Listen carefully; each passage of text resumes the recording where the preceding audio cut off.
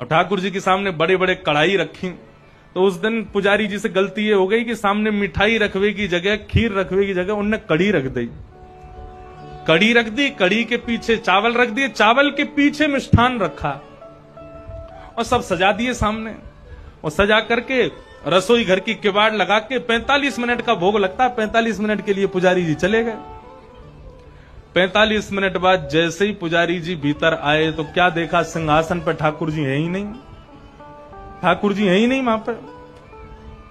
पुजारी जी बोले, अरे भैया ठाकुर जी कहां गए? पूरे मंदिर में हल्ला है, वो सब इकट्ठे है गए, ठाकुर जी कहां चले गए?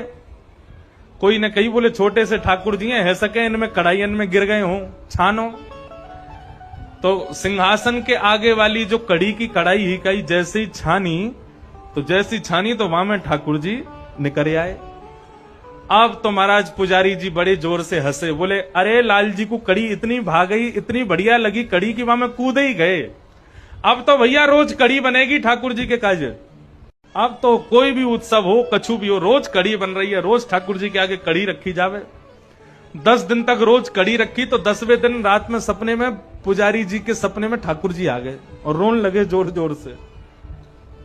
पुजारी जी बोले, ठाकुर जी रो काई को रहे हो? बोले मैं यहां मारे रो रहा हूं, तुम रोज कड़ी को भोग लगा रहे हो।